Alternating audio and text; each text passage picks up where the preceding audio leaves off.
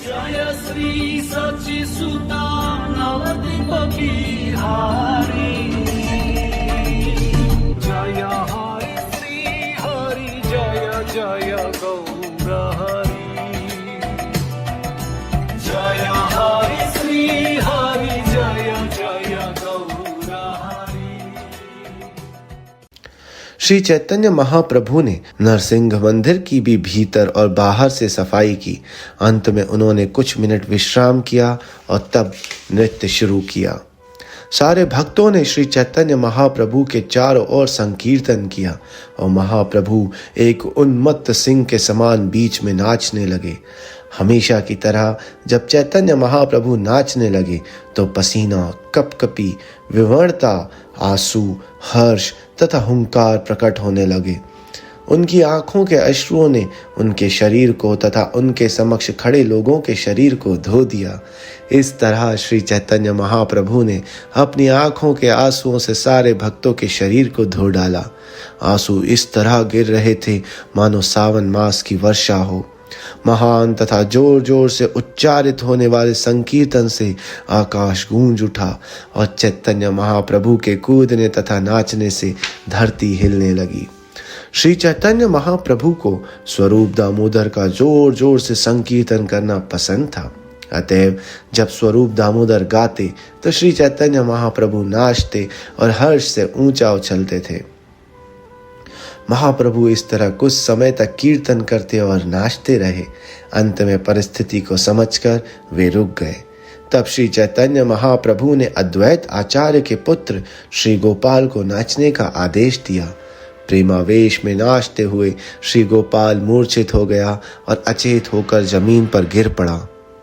जब श्री गोपाल मूर्छित हो गया तो अद्वैत आचार्य ने तुरंत उसे अपनी गोद में उठा लिया। यह देख कर के उसकी सांस नहीं चल रही, वे अत्यंत क्षुब्ध हो उठे। अद्वैत आचार्य तथा अन्य लोग भगवान नरसिंह के नाम का उच्चारण करके जल छिड़कने लगे। उच्चारण की हुंकार इतनी तेज थी कि उससे सारा ब्रह्मांड हिलता हुआ प्रतीत हुआ। जब लड़के को कुछ समय तक होश नहीं आया तो अद्वैत आचार्य तथा अन्य भक्तगण रोने लगे। तब श्री महाप्रभु ने श्री गोपाल की छाती पर अपना हाथ रखा और जोर से बोले, गोपाल उठो। जो ही गोपाल ने श्री चैतन्य महाप्रभु की वाणी सुनी उसे तुरंत चेत हो गया। अतः सारे भक्त हरि का नाम लेकर नाचने लगे। वृंदावन दास ठाकुर ने इस घटना का विस्तार से वर्णन किया है, अतः मैंने संक्षेप में ही इसे कहा है। विश्राम करने के बाद श्री चैतन्य महाप्रभु तथा सारे भक्त स्नान करने चले गए। स्नान करने के बाद महाप्रभु ने सरोवर के किनारे खड़े होकर सूखे कपड़े पहने। फिर पास ही के मंदिर में स्थित भगवान नरसिंह देव को नमस्कार करके वे बगीचे में आए। उस बगीचे में श्री चैतन्य महाप्रभु अन्य भक्तों के साथ बैठ गए। तभी वाणीनाथ राय सभी प्रकार का प्रसाद लेकर आए। काशी मिश्र तथा मंदिर की देखरेख करने वाला तुलसी दोनों इतने अधिक प्रसाद लेकर आए जो 500 व्यक्तियों के खाने लायक था। इस प्रसाद में चावल, रोटियां, खीर तथा विविध प्रकार की तरकारियां थी। इन्हें देखकर महाप्रभु अत्यंत संतुष्ट हुए। श्री चैतन्य महाप्रभु के पास उपस्थित भक्तों में परमानंद पुरी, ब्रह्मानंद भारती, अद्वैत आचार्य तथा नित्यानंद प्रभु थे। वहां पर आचार्य रत्न, आचार्य निधि, श्रीवास ठाकुर, गदाधर पंडित, शंकर, नंदनाचार्य, राघव पंडित तथा वक्रेश्वर भी उपस्थित थे। महाप्रभु की आज्ञा पाकर सार्वभौम भट्टाचार्य बैठ गए। श्री चैतन्य महाप्रभु तथा उनके सारे भक्त काठ के चबूतरे पर बैठे। इस तरह सारे भक्त एक दूसरे के पीछे पंक्ति बनाकर भोजन करने के लिए बैठ गए। श्री चैतन्य महाप्रभु बारंबार हरिदास हरिदास कहकर पुकार रहे थे। वे उस समय दूर खड़े थे और वहीं से वे इस तरह बोले। हरिदास ठाकुर ने कहा, महाप्रभु आप भक्तों के साथ भोजन ग्रहण करें। चूंकि मैं निंदनीय हूं अतएव आप लोगों के बीच में नहीं बैठ सकता। गोविंद बाद में मुझे दरवाजे के बाहर प्रसाद दे जाएगा। महाप्रभु ने उनके मन की बात जानकर फिर से नहीं पुकारा। स्वरूप दामोदर गोस्वामी, जगदानंद, दामोदर पंडित, काशीश्वर गोपीनाथ, वाणीनाथ तथा शंकर ने प्रसाद का वितरण किया और भक्तगण बीच बीच में हरि नाम का उच्चारण करते जा रहे थे।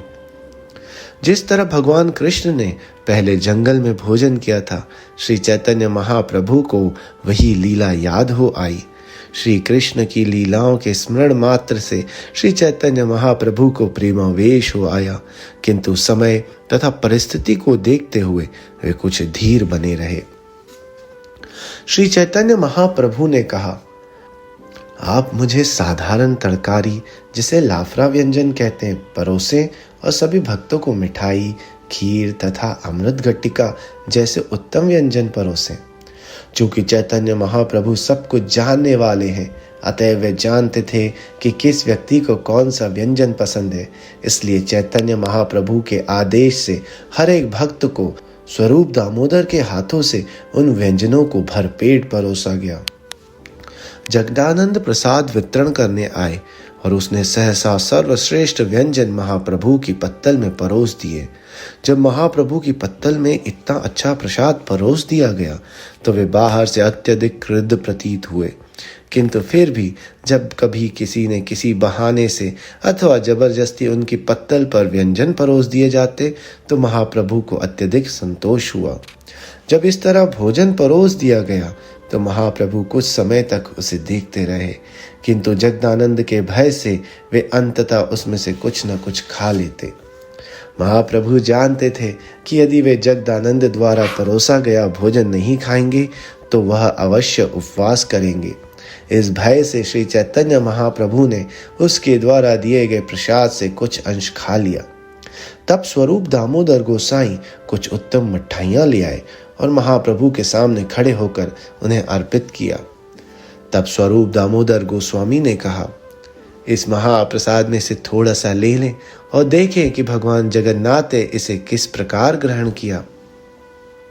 यह कहकर स्वरूप दामोदर गोसाई ने महाप्रभु के सामने कुछ भोजन रख दिया और महाप्रभु ने स्नेहवश उसे ग्रहण किया। स्वरूप दामोदर तथा जगदानंद ने महाप्रभु को बारंबार कुछ भोजन दिया। इस तरह उन्होंने महाप्रभु के साथ स्नेहपूर्ण व्यवहार किया। यह अत्यंत असामान्य बात थी। महाप्रभु ने सार्वभौम भट्टाचार्य को अपने बाईं ओर बैठा लिया। सार्वभौम ने जब स्वरूप दामोदर तथा जगदानंद का व्यवहार देखा तो वे हंसने लगे। श्री चैतन्य महाप्रभु सार्वभौम भट्टाचार्य को भी उत्तम भोजन देना चाहते थे, अतएव उन्होंने परोसने वाले से बार बार उनकी पत्तल में उत्तम भोजन परोसने को कहा। गोपीनाथ आचार्य ने भी उत्तम भोजन लाकर मधुर वचन कहते हुए सार्वभौम भट्टाचार्य को दिया। भट्टाचार्य को उत्तम भोजन परोसने के बाद गोपीनाथ आचार्य ने कहा, जरा विचार करें कि भट्टाचार्य का पूर्ववर्ती भौतिक आचरण कैसा था। जरा विचार करें कि इस समय वे किस तरह दिव्य आनंद भोग रहे हैं। सार्वभौम भट्टाचार्य ने गोपीनाथ आचार्य को उत्तर दिया, मैं अल्पबुद्धि तार्किक था, फिर भी आपकी कृपा से मुझे सिद्ध का यह ऐश्वर्य प्राप्त हो सका है। श्री चैतन्य महाप्रभु के अतिरिक्त इतना दयावान कौन हो सकता है। उन्होंने एक कौवे को गरुड़ बना दिया, भला इतना दयावान और कौन हो सकता है। तार्किक व्यक्ति रूपी सियारों के साथ मैं भी भौं भौं की गूंज करता था। अब मैं उसी मुंह से कृष्ण तथा हरि के पवित्र नामों का उच्चारण कर रहा हूँ। कहाँ मैं अभक्त तार्किक शिष्यों की संगति में रहता था, कहाँ अब मैं भक्तों के संग रूपी अमृत के सागर की लहरों में निमग्न हूँ। श्री चैतन्य महाप्रभु ने सार्वभौम भट्टाचार्य को कहा, आप अपने पुनर्जन्म से कृष्ण भावनामृत में रहते आ रहे हो।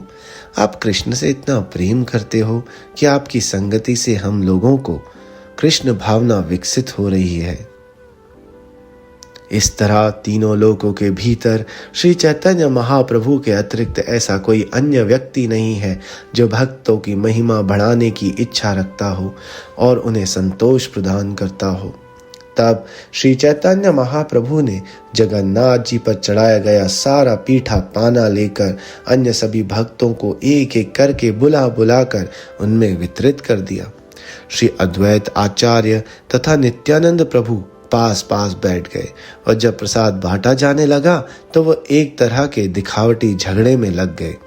पहले अद्वैत आचार्य ने कहा, मैं एक अज्ञात अवधूत के साथ पंक्ति में बैठा हूँ और उसके साथ भोजन कर रहा हूँ, अतः मैं नहीं जानता कि मेरी क्या गति होगी। श्री चैतन्य महाप्रभु तो सन्यासी हैं, अतएव वे कोई दोष नहीं देखते। तथ्य तो यह है कि सन्यासी कहीं का भी अन्न खाने से प्रभावित नहीं होता। शास्त्रों के अनुसार यदि सन्यासी दूसरे के घर में भोजन करे तो इसमें कोई त्रुटि नहीं है, किंतु गृहस्थ ब्राह्मण के लिए इस तरह भोजन करना दोषपूर्ण है। जिन लोगों का पूर्व जन्म, कुल, चरित्र तथा आचरण अज्ञात हो, उनके साथ गृहस्थों को भोजन करना उचित नहीं है। नित्यानंद प्रभु ने तुरंत ही अद्वैत आचार्य का खंडन करते हुए कहा, आप निर्विशेष अद्वैत के शिक्षक हो और अद्वैतवादी निष्कर्ष प्रगतिशील शुद्ध भक्ति के पथ में बहुत बड़ा अवरोध है। जो आपके निर्विशेष अद्वैतवादी दर्शन में भाग लेता है वह एक ब्रह्म के अतिरिक्त अन्य कुछ भी नहीं स्वीकार करता। आप इस तरह के अद्वैतवादी हो और मैं अब आपकी बगल में बैठकर खा रहा हूँ। मैं नहीं जानता कि इससे मेरा मन किस तरह प्रभावित होगा। इस तरह दोनों बातें करते और एक दूसरे की प्रशंसा करते रहे। यद्यपि उनकी प्रशंसा नकारात्मक जान पड़ती थी, क्योंकि ऐसा लग रहा था मानो वे एक दूसरे को गाली दे रहे हों। तत्पश्चात सारे वैष्णवों का नाम ले लेकर बुलाकर महाप्रभु ने महाप्रसाद वितरित किया, मानो वे अमृत छिड़क रहे हों। उस समय अद्वैत आचार्य तथा नित्यानंद प्रभु की क्रीड़ा कलह अधिकाधिक रोचक लगने लगी। भोजन करने के बाद सारे वैष्णव हरि हरि की ध्वनि करते हुए उठ खड़े हुए। यह हरि ध्वनि सभी उच्च लोकों तथा निम्न लोकों में भर गई। इसके बाद श्री चैतन्य महाप्रभु ने अपने सारे भक्त संगियों को अपने हाथ में फूल, मालाएं तथा चंदन लेप प्रदान किए। प्रसाद वितरण में लगे स्वरूप दामोदर आदि 7 भक्तों ने इसके बाद कमरे के भीतर भोजन किया। गोविंद ने महाप्रभु द्वारा छोड़े गए कुछ शेष प्रसाद को सावधानी से रख लिया और बाद में इसमें से कुछ अंश हरिदास ठाकुर को लाकर दिया। श्री चैतन्य महाप्रभु के उच्चिष्ट प्रसाद के बाद में उन भक्तों में वितरित किया गया जिन्होंने याचना की, और फिर जो कुछ बचा उसे स्वयं गोविंद ने खाया। परम स्वतंत्र भगवान नाना प्रकार की लीलाएं करते हैं। गुंडीचा मंदिर की धुलाई और सफाई उनमें से केवल एक है। अगले दिन नेत्रोत्सव मनाया गया। यह महोत्सव भक्तों के प्राणों के समान था। एक पखवाड़े तक सारे लोग भगवान जगन्नाथ का दर्शन न पाने से दुखी थे, किंतु इस उत्सव में भगवान का दर्शन करके भक्तगण परम प्रसन्न थे। इस अवसर पर सारे भक्तों को अपने साथ लेकर महाप्रभु ने आनंद पूर्वक मंदिर में भगवान का दर्शन किया। जब श्री चैतन्य महाप्रभु मंदिर के दर्शन करने गए तो काशीश्वर उनके आगे आगे चलकर भीड़ को रोक रहा था और पीछे पीछे गोविंद था, जो जल से भरा सन्यासी का कमंडल लिए हुए था।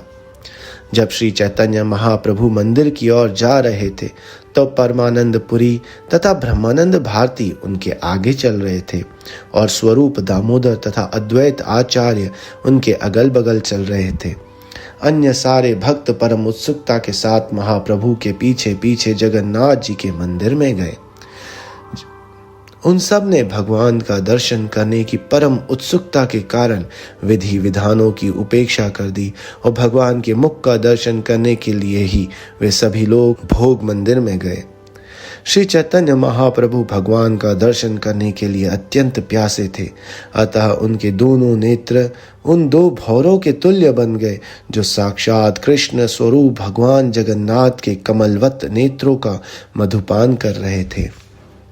भगवान जगन्नाथ की आंखें प्रफुल्लित कमलों के सौंदर्य को जीतने वाली और उनकी गर्दन नीलमणि से बने दर्पण की तरह कांति युक्त थी। भगवान की ठुड्डी लाल रंग से रंगी थी, जो बांदुली फूल की शोभा को मात करने वाली थी। इससे उनके मंद हास की सुंदरता बढ़ गई, जो अमृत की चमकीली तरंगों के समान थी। उनके सुंदर मुख की कांति प्रतिक्षण बढ़ती जा रही थी और करोड़ों भक्तों के नेत्रों भौरों के तुल्य उसका मधुपान कर रहे थे। जो जो उनके नेत्र भगवान के कमल मुख का अमृत तुल्य मधु पी रहे थे, त्यों त्यों उनकी प्यास बढ़ती जा रही थी। इस तरह उनकी आंखें उन्हें छोड़ नहीं पा रही थी। इस तरह श्री चैतन्य महाप्रभु तथा उनके भक्तों ने जगन्नाथ जी के मुख का दर्शन करके दिव्य आनंद प्राप्त किया। ऐसा दोपहर तक चलता रहा। हमेशा की तरह चैतन्य महाप्रभु के शरीर में दिव्य आनंद के लक्षण प्रकट हुए। उन्हें पसीना हो आया और वो कांपने लगे। उनके नेत्रों से लगातार अश्रु की धारा बहने लगी, किंतु महाप्रभु ने इन आंसुओं को रोका, जिससे भगवान का मुख देखने में बाधा न पहुंचे। जब जब भोग लगाया जाता, केवल तब ही भगवान जगन्नाथ का मुख दर्शन करने में बाधा पहुंचती। जब जब भोग लगाया जाता, केवल तब ही भगवान जगन्नाथ का मुख दर्शन करने में बाधा पहुंचती थी। इसके बाद वे पुनः उनका मुख देखने लगते। जब भगवान को भोग अर्पित किया जाता तो श्री चैतन्य महाप्रभु कीर्तन करने लगते। भगवान जगन्नाथ के मुख का दर्शन करके परम आनंद का अनुभव करने से श्री चैतन्य महाप्रभु सब कुछ भूल गए, किंतु भक्तगण उन्हें दोपहर के समय भोजन कराने ले गए। यह जानते हुए कि रथ यात्रा प्रातः काल शुरू होगी, जगन्नाथ जी के सारे सेवकों ने चढ़ाए जाने वाले भोजन की मात्रा दुगनी कर दी। मैं गुंडिचा मंदिर के धोने और साफ करने की महाप्रभु की लीला का संक्षिप्त वर्णन किया है। इन लीलाओं को देखकर अथवा सुनकर पापी व्यक्तियों में भी कृष्ण भक्ति जागृत हो सकती है। श्री रूप तथा श्री रघुनाथ के चरण कमलों की वंदना करते हुए और सदैव उनकी कृपा की कामना करते हुए मैं कृष्ण दास उन्हीं के पद चिन्हों का अनुसरण करते हुए श्री चैतन्य चरित्रामृत कह रहा हूँ।